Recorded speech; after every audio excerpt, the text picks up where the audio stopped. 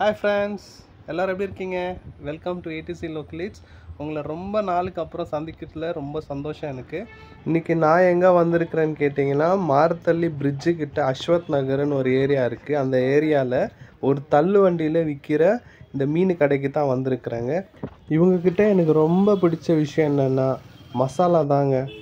வீட்டிலே இவங்க அரைச்சி அதில் எந்த கலருமே சேர்க்காம நேச்சுரலான மிளகாத்தூள் மற்றும் மற்ற மசாலாங்களெல்லாம் சேர்த்து நல்லா அருமையாக செய்கிறாங்க. இங்கே இவங்கக்கிட்ட என்னெல்லாம் மீன் கிடைக்கும்னு நான் லிஸ்ட் பண்ணுறேன், கேட்டுக்கோங்க. பாங்கடா, மத்தி, silver fish, black and white pomfret, அஞ்சல், ப்ரான்ஸு, கிராபு, ஜிலேபி, ரூப்புச்சந்து, அப்போலா ஃபிஷ், பாசா ஃபிஷ், பாலே மீனு, இதெல்லாம் இவங்கக்கிட்ட கிடைக்கும். ஒரு சிலது வந்து சீசனல், இப்போ கிராபு, ப்ரான்ஸ் எல்லாமே சிலது எல்லாமே இந்த சீசனல் ஐட்டம்ஸ்ன்றதுனால நம்மளுக்கு ரெகுலராக கிடைக்காது. பட் ரெகுலராக கிடைக்கிறது இவங்கக்கிட்ட எனக்கு ரொம்ப ஃபேவரட்டானது எதுன்னு கேட்டிங்கன்னா இந்த ஃபிஷ் கபாப். அது அப்போலா ஃபிஷ்ஷுன்னு சொல்கிறாங்க, பார்த்துட்ருக்கீங்களே, இதுதான் ரொம்ப அருமையாக இருக்கும்.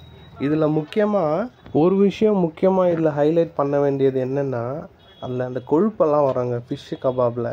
அந்த டேஸ்ட்டே வேறு மாதிரி இருக்குங்க.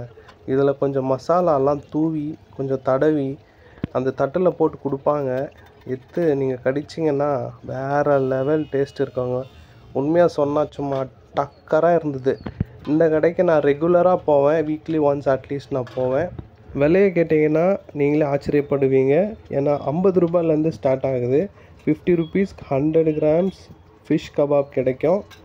மேக்ஸிமம் ப்ரைஸ் கேட்டிங்கன்னா ஒரு 250 ருபீஸ்க்குள்ளே தாங்க. அதுவும் இந்த பிளாக் பாம்ஃப்ரெட்டு இல்லை ஒயிட் பாம்ஃப்ரெட்டு அந்த மாதிரி கொஞ்சம் எக்ஸ்பென்சிவான ஃபிஷ்ஷு தான் உங்களுக்கு வந்து 250 ருபீஸ்க்கு போகும். மற்றது எல்லாமே ரொம்ப ரீசனபிளாக இங்கே விற்றுட்டு வராங்க.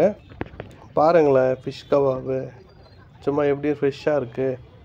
லெமன் அப்படியே பிழிஞ்சு விட்டு அப்படியே வெங்காயத்தை கூட கொஞ்சம் சேர்த்துக்கிட்டு அந்த க்ரீன் சட்னியில் தொட்டு சாப்பிட்டா வேறு லெவலாக இருந்ததுங்க.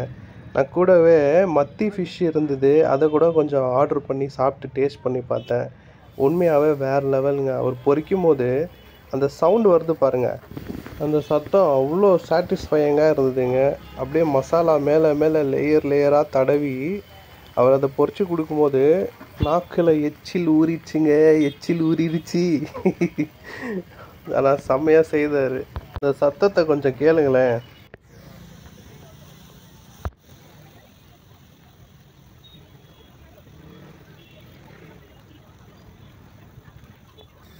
அதை அப்படியே எடுத்து வாழை இலையில் வச்சு கொடுத்தாரு பாருங்க. அடா என்ன டக்கராக இருந்தது தெரியுங்களா. அது மேலே கொஞ்சம் வெங்காயம், லெமனு, அந்த பச்சை கலர் சட்டினி எல்லாம் போட்டு கொடுத்தாங்க. தொட முடியல, சூடு அவ்வளோவா இருந்தது.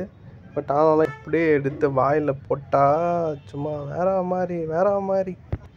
இதை அப்படியே சாப்பிட்டுட்டு நானும் வீட்டுக்கு கிளம்புறேன். நீங்கள் எல்லோரும் உடம்பை பார்த்துக்கங்க.